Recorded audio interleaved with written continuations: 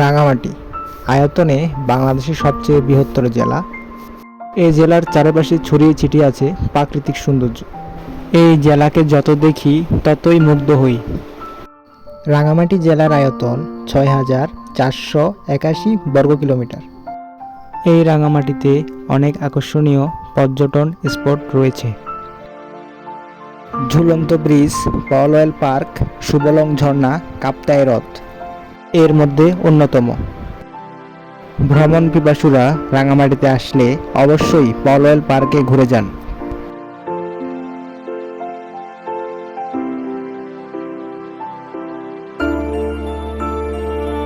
সুবলং ঝর্ণা বর্ষা এলেই সে তার আগের রূপে ফিরে যায়, তবে গ্রীষ্মকালে এই ঝর্ণায় পানি থাকে না।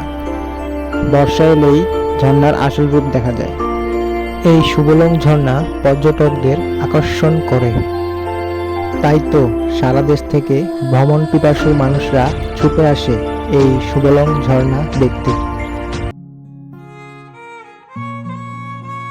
পর্যটন কমপ্লেক্সের ঝুলন্ত ব্রিজটি সব পর্যটকদের আকর্ষণ করে।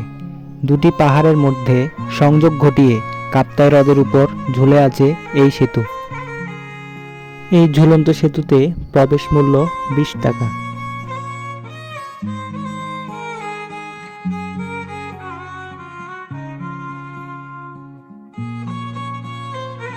সব মিলিয়ে রাঙামাটির প্রাকৃতিক সৌন্দর্য আপনাকে আকর্ষণ করবেই। রূপের রানী আমাদের এই পার্বত্য জেলা রাঙামাটি। ওই দূর পাহাড় পর্যটকদের মন কেড়ে নেয়।